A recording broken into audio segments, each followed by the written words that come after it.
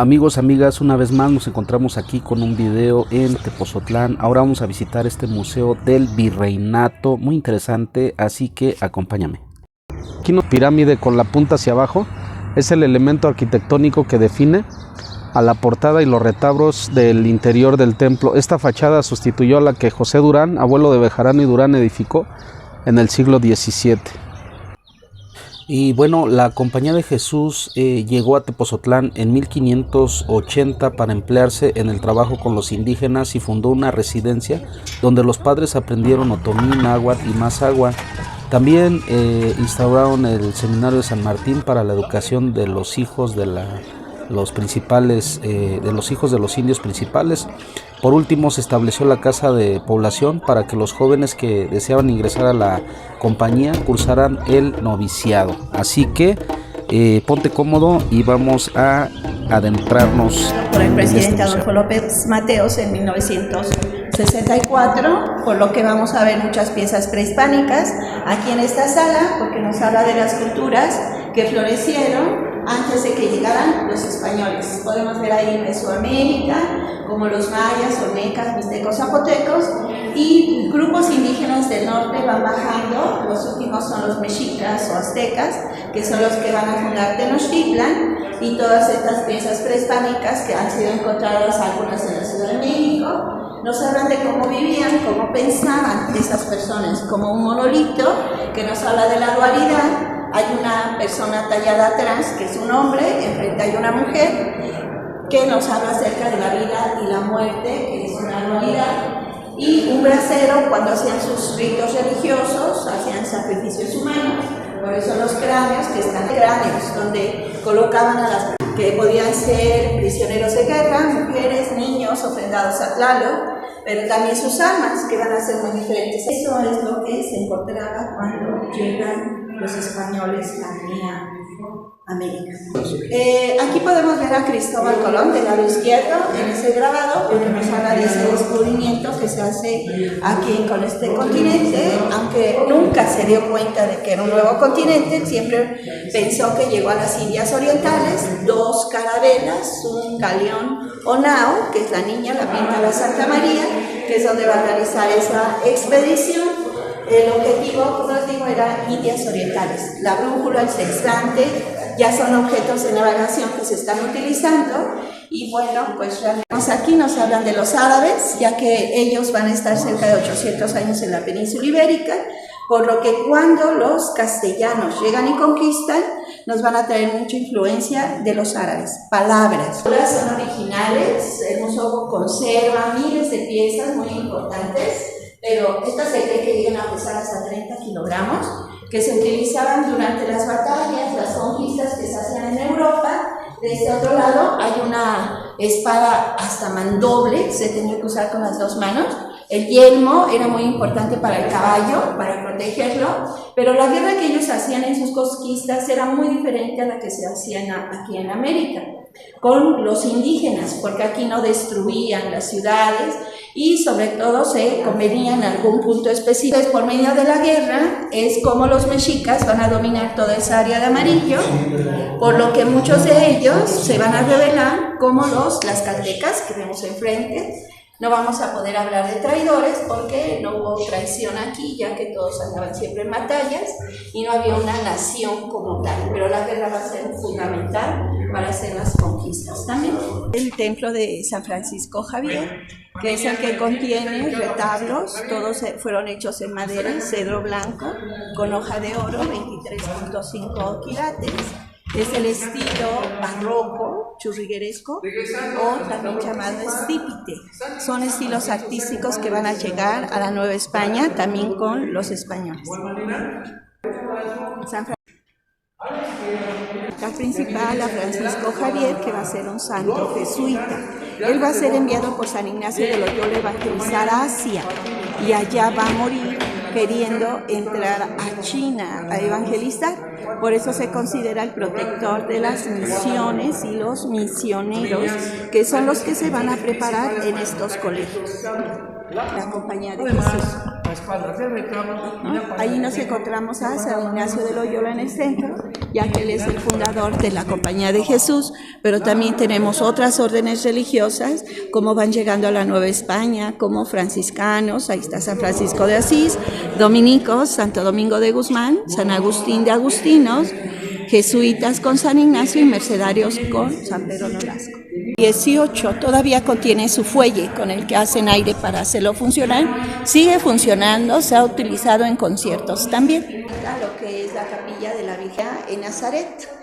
El piso, como les digo, es original y atrás de la casita se van a encontrar con el camarín, que es la recámara de la Virgen, lugar donde la cambiaban para poderla sacar a procesión.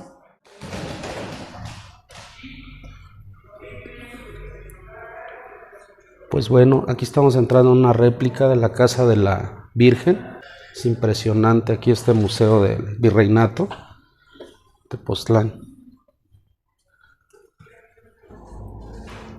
Ok, aquí estamos. Los camarines son altares, como en algunos otros lugares, donde se conserva para su culto una imagen religiosa, en este caso la Virgen de San Loreto, aquí como podemos ver, y algunos están resguardados como preciados bienes en estas habitaciones o altares.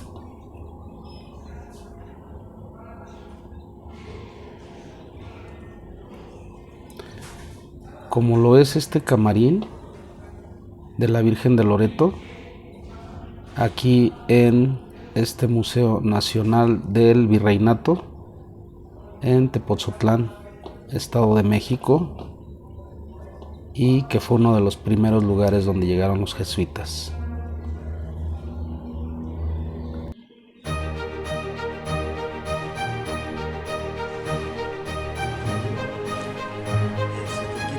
El ábside, la pintura que estamos viendo en la parte de arriba, en las bóvedas de cada altar, fueron hechas por Miguel Cabrera, el mejor pintor novohispano, el Miguel Ángel novohispano. Las pinturas de Miguel Cabrera, muebles originales, aquí se cambiaba el sacerdote para después entrar a dar misa y se encuentran criptas de personas que llegaron a morir aquí también, en esa época. Son de Cristóbal de Villalpando.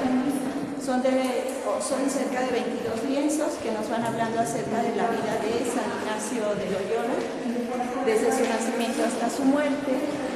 Villalpando las pinta en 1710 y muere en 1714, por lo que se considera la última obra de Villalpando. Se llama Claustro de Aljibes.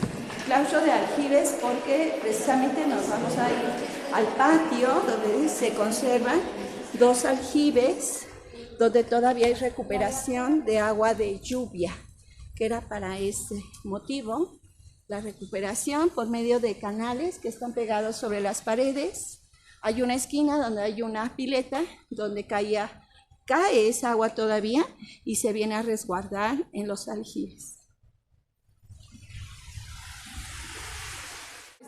Vamos a entrar por lo que se llama puerta de claustro. Por esa puerta entraban los estudiantes, duraban 2 años en su preparación como noviciado, y de hecho esta es la capilla de novicios donde hacían todas sus oraciones. Contiene también un retablo con muchos espejos porque ayudaban a la iluminación del lugar, ya que hay una ventana a mano derecha e izquierda.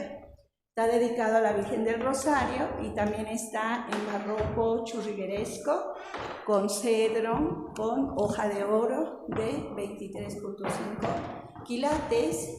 Y aquí abajo a mi izquierda está don Pedro Ruiz de Ahumada, que es el benefactor, el que les hereda los 34,000 pesos de oro para que pudieran... Ahorita el frigorífico, donde guardaban todos sus alimentos, sobre todo los que cosechaban en la huerta. A mano derecha podemos ver un canal, porque por ese canalito interno es donde pasaban el agua para poderla llevar a la cocina, ya que tenían que lavar trastes y todo eso, y eso hacía que esta área fuera húmeda y fría para que pudieran hacer aquí el frigorífico. Y de los vinos que tenemos precisamente al otro lado del frigorífico, por donde también se conservaba el somedario frío, debido al paso del agua.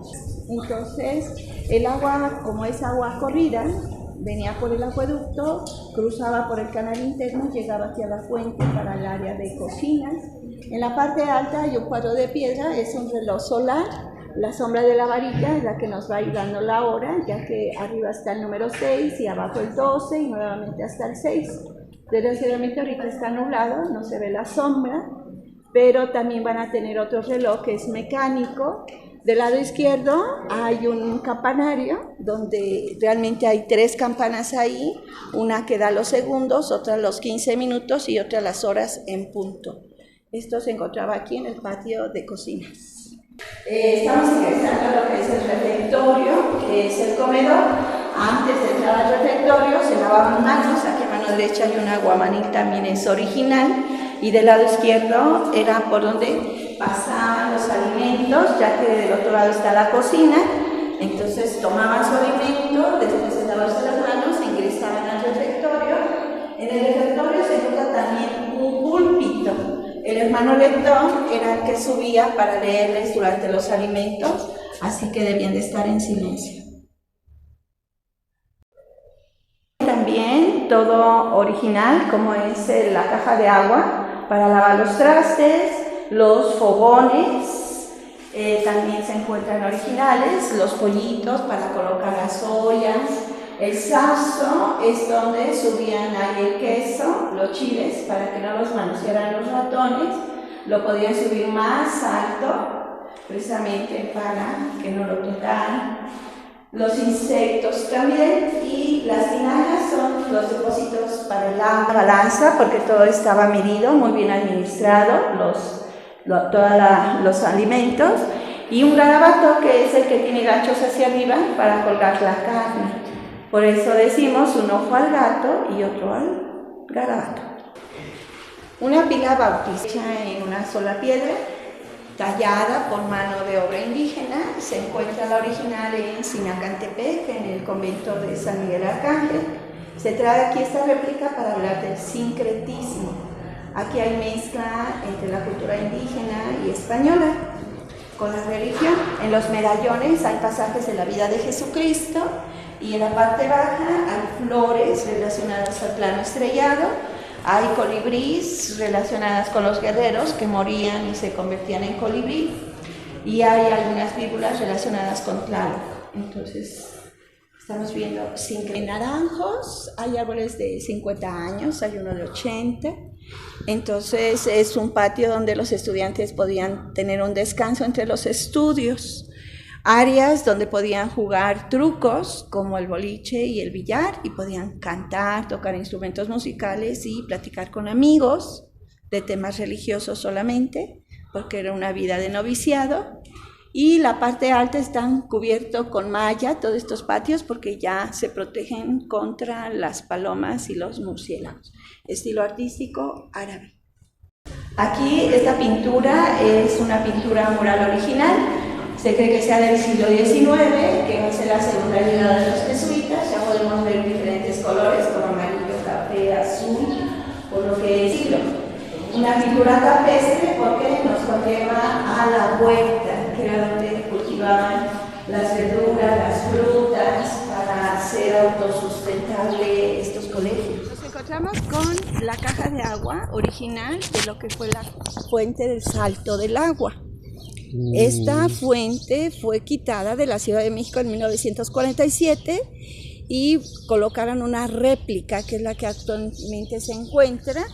Y estas piezas fueron traídas aquí a lo que es el Museo Nacional del Virreinato en 1963, cuando se estaba restaurando para museo.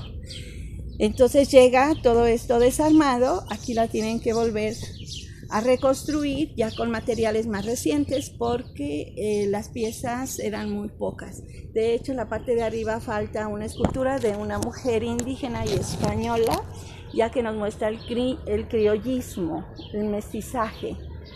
Se encuentran columnas salomónicas y en el centro un águila que representa el escudo de la Ciudad de México.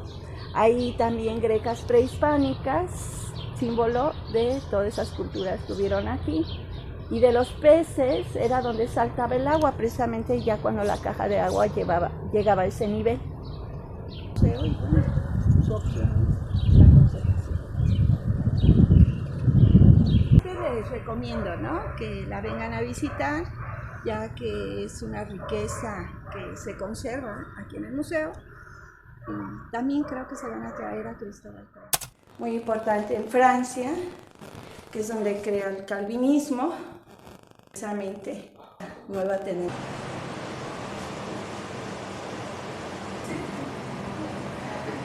Que nos habla de cómo se fue formando la compañía. Los más altos mandos, siempre apoyándolo, sirviéndolo, los conocimientos, sí, hilos de oro.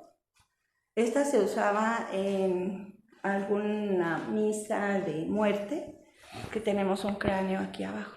Es que dependiendo las celebraciones que tenía, era como usaban la casulla, los colores y todo eso. Los jesuitas y sobre todo la Virgen de Guadalupe, que es lo que simboliza la identidad. Ellos la van a tomar para también dar a conocer con todos sus estudiantes, honorado y de los profesores, pero es original. Esto no había sido abierto hasta esta exposición, que va a durar yo creo que 2 meses. Loreto, Italia, para defenderla contra el ataque de los turcos en Tierra Santa. Desde aquí se puede ver el tipo de tallado en el templo, que es un estilo mudéjar, también influencia de los árabes. Y desde atrás podemos ver también el Cerro del Jorobado, se puede ver al fondo, que es lo que simboliza Tepoztlán. Está en lengua náhuatl. Tepotzotli, Joroba, Tlán, lugar de o cerca de, lugar de la joroba. De este lado se puede ver al fondo lo que es la zona urbana de Coquitlán Izcalli, que ya está pegada al pueblo de Tepoztlán. Zona industrial. Y parte de lo que es la huerta. En la maqueta nos muestra las 3 hectáreas que hay en construcción, de lo que fueron los colegios de Probación de la Compañía de Jesús. Podemos ver el atrio, el templo de San Pedro, que es donde se ofician misas actualmente, y ya el ingreso a lo que ahora es el Museo Nacional del Virreinato. Pues bien amigos, aquí desde este Museo del Virreinato, si te gustó este video comparte, suscríbete, no olvides suscribirte a mi canal y dale like. Así que nos vemos en el próximo video.